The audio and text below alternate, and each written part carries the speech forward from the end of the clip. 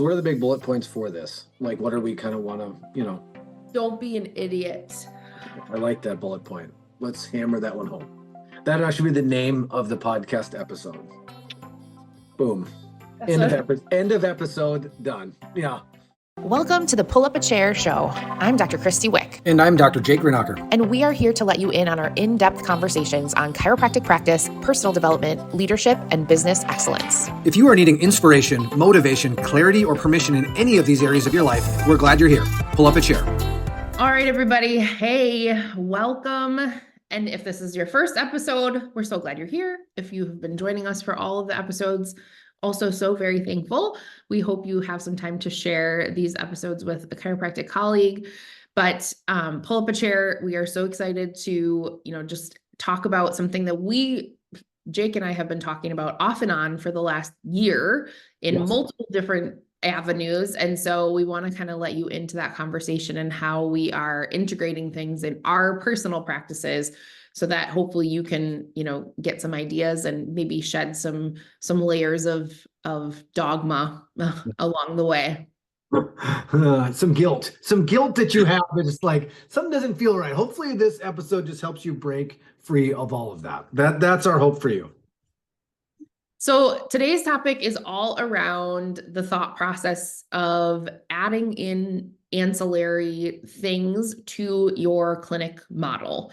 So I don't even want to say services or therapies, because really it could be any add-on that you feel passionate about.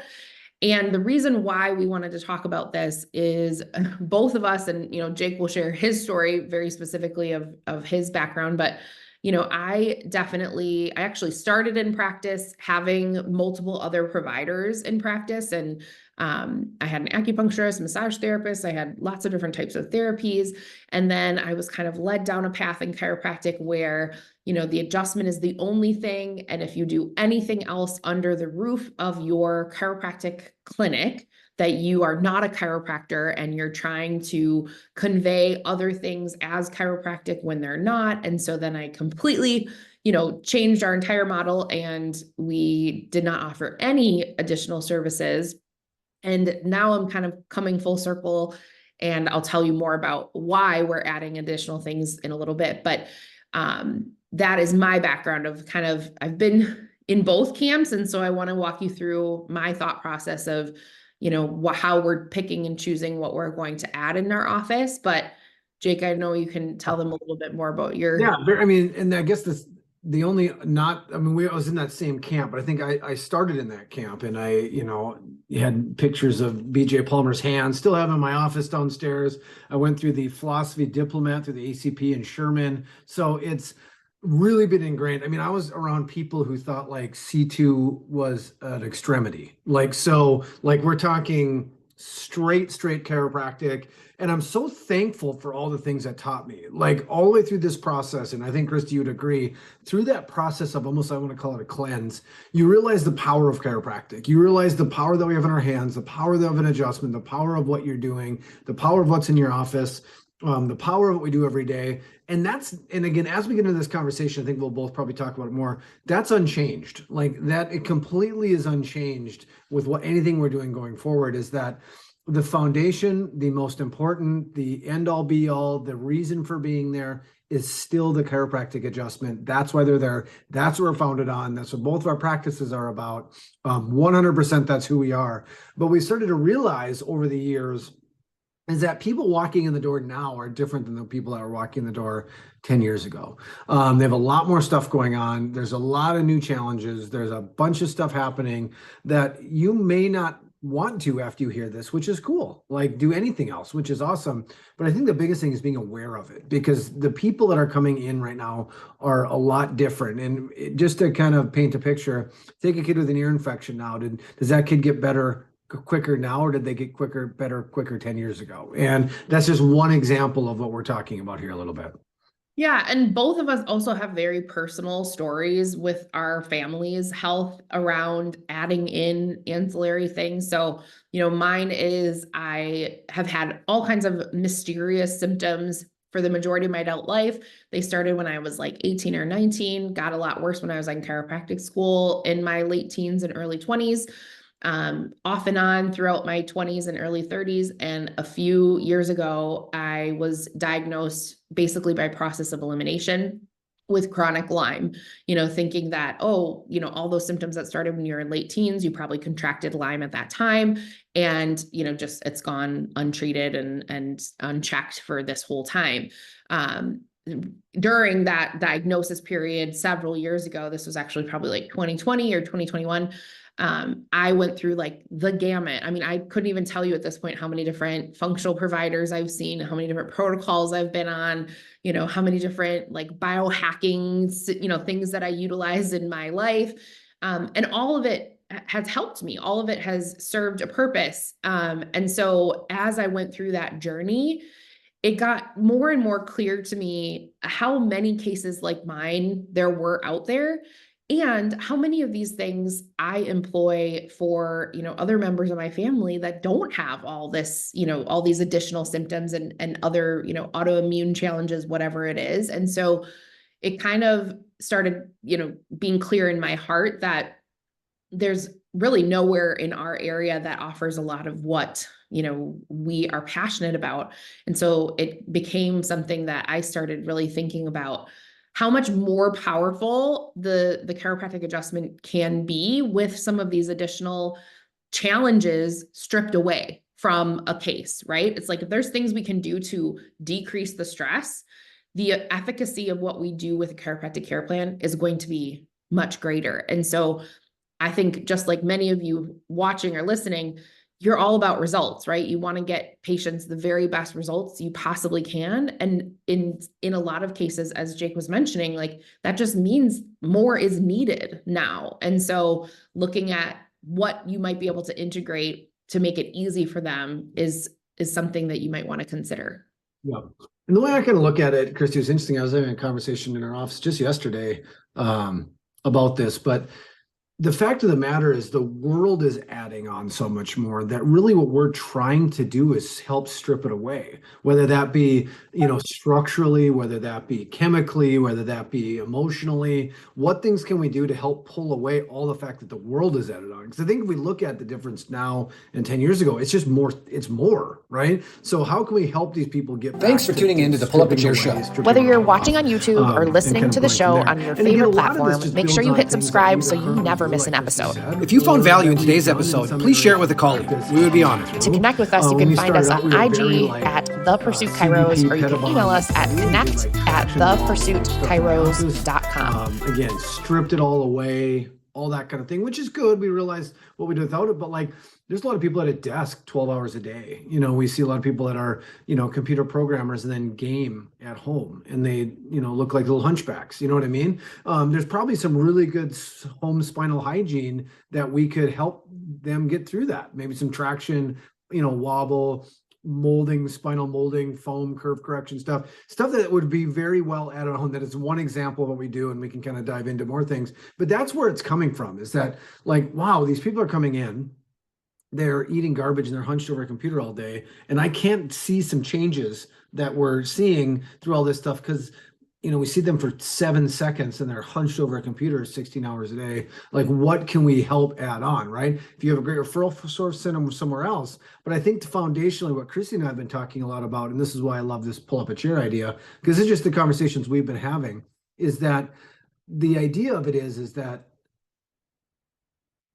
we have to either have something that we do in the office or somewhere we send them, right? Well, in office, I guarantee it's going to be done in a more inside out manner. It's going to be stuff that helps them better. It's going to be philosophically more surrounded what you're doing. And it's probably cheaper than somewhere you could send someone else to do it. So those are really what we're kind of looking at. And I know, Christy, I've kind of went all over the place here too, but to your point about what you went through, we went through with Riker and one of my kids, is that we went through the gamut. They thought, one day he just had this full body rash and then he couldn't walk. We had to carry him to his room. It was a pretty crazy thing. And through process of elimination, they told me he had juvenile rheumatoid arthritis.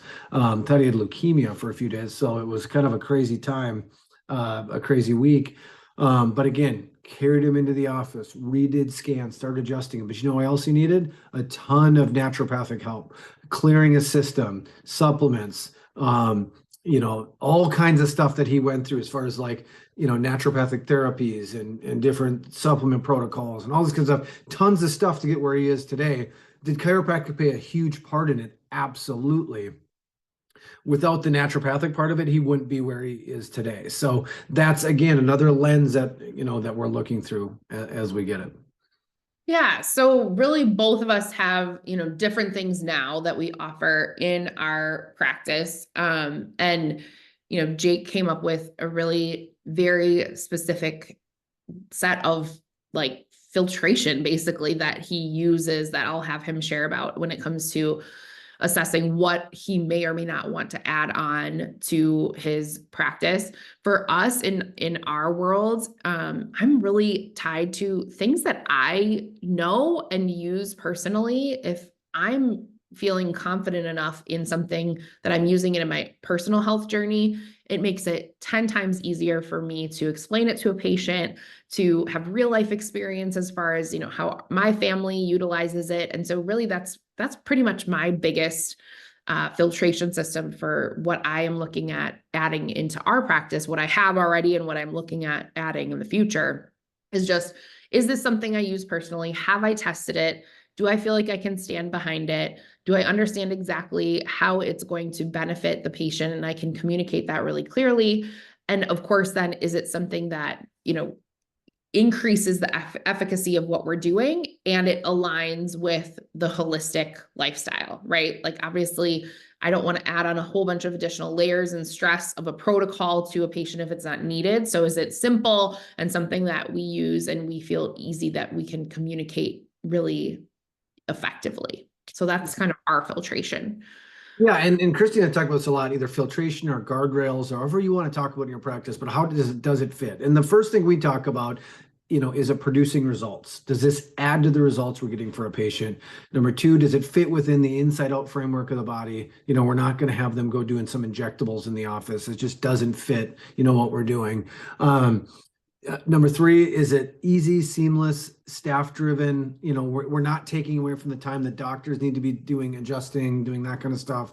And then finally, is it profitable? Really, so those are really the lenses that we're looking through in that. So just some examples of what we have in our practice. It kind of becomes a little bit of a grab bag, but I talked about the spinal hygiene, home spinal hygiene kit. It includes cervical traction, wobble chair, foam molding, dinner rolls, that kind of stuff to really help, kind of that stuff at home. That's going to be added on to those people who have a lot of computer work, right? So it's almost like a choose your own adventure a little bit with the care plan. Hey, this is the adjustments. Here's the progress exams. Here's everything that we do chiropractically that we need for you. This is like the gold plan.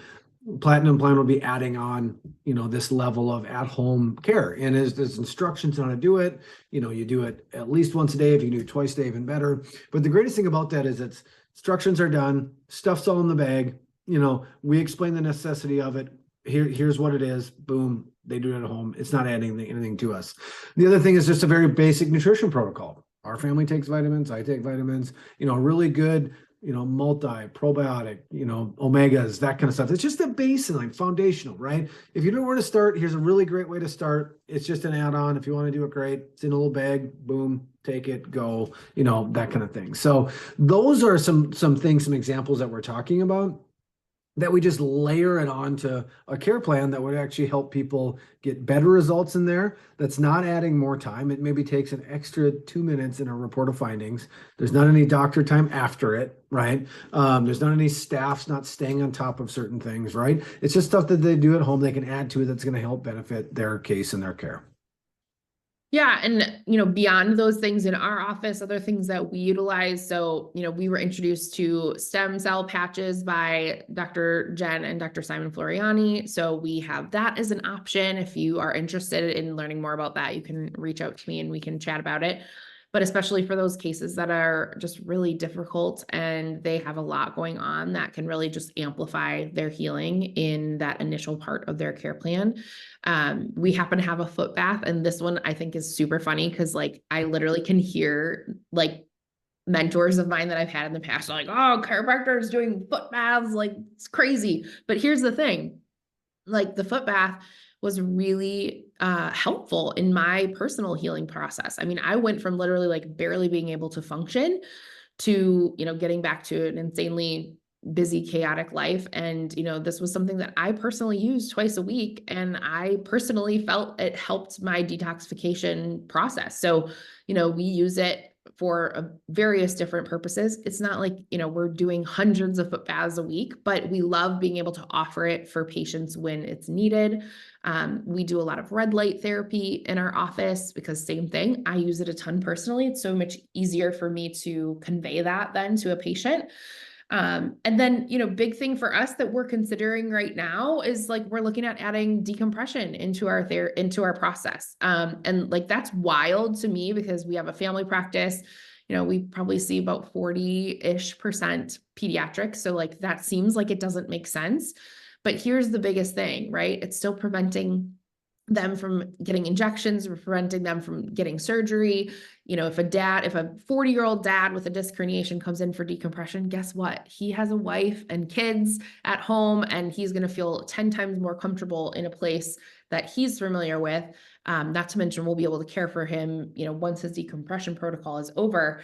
And so I hope just me walking you through that thought process in my mind helps you kind of drop some of your barriers in your brain, because bottom line, if you are a practice owner, you are an entrepreneur, and it is very important for you to have an open mind about things that come across your path that could not only get your patients better results, so therefore are going to strengthen your brand, increase your referrals, increase the resilience that your business has, along with the awareness in your community.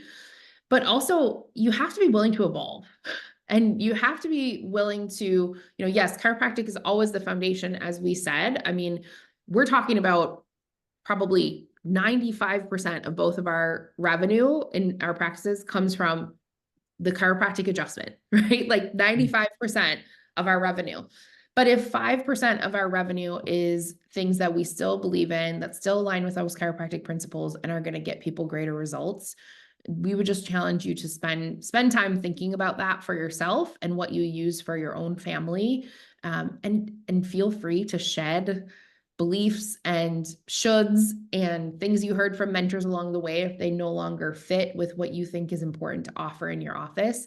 Because sometimes in chiropractic world, pride gets in the way of profitability.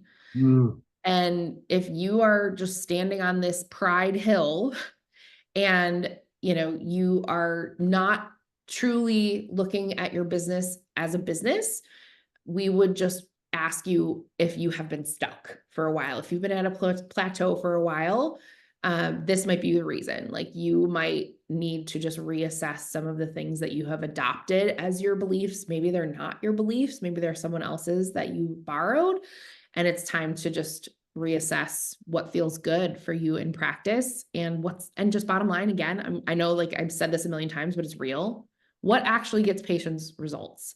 And there's going to be more cases than ever, as Jake has said, that chiropractic is going to get them 80% of the way there. I want 100%. So like, if I need to add something in for that extra 20%, I'm willing to do that.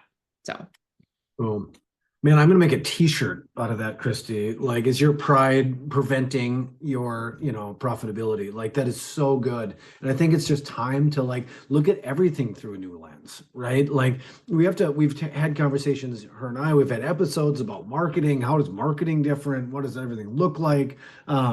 It's just kind of insanity that we have to look at everything with a brand new perspective. And this would be one of them. Is there things you can layer on that's going to help people get better results? That's going to help people love and refer more people to your practice. That's also going to add to your profitability and your bottom line. And if it fits all of those, whatever your guardrails are. And I think the beauty of it is, and I think Christy and I would agree on all this, is that our guardrails do not have to be your guardrails. You might have more, you might have less, and that's cool. Like, let a mentor or someone that's on a podcast on YouTube, so it's obviously true and real, tell you that you can do whatever you want. Like that literally, your guardrails are your guardrails. So, and the guardrails are there, and it's important because then you feel really good about it. Like, okay, I feel really good about this because it fits within my parameters, but your parameters don't have to be ours. Just make sure you have them and it fits through that lens. And at the end of the day, make sure that you are constantly looking with a fresh set of eyes. Evolution is necessary. Chrissy and I are kind of in that same level or time of practice to where, most businesses ride this wave and die if they don't evolve, if they don't keep constantly changing, and not core values and not big things, but just evolving with times. And I think this might be one of those for all of us. So true. All right, everybody. So spend some time thinking about that. And if it doesn't fit, that's okay too. I think you have to decide what model feels great to you, but hopefully if this landed with some of you, if you've been kind of having that sinking feeling in the back of your mind, or have toyed with this idea and you felt like you didn't move forward with things because of what you've adopted over the years, hopefully this gave you some permission to just look at that again, assess, run the numbers, do your CEO analysis. But obviously it has to be bottom line, what you want to do in your heart, what you feel is right for your business model and for your patients. So spend some time thinking about that, and we will catch you on the next episode. Have a great one. Bye, everybody. Thanks for tuning in to the Pull Up a Chair show. Whether you're watching on YouTube or listening to the show on your favorite platform, make sure you hit subscribe so you never miss an episode. If you found value in today's episode, please share it with a colleague. We would be honored. To connect with us, you can find us on IG at The Pursuit Chiros, or you can email us at connect@thepursuitkairos.com.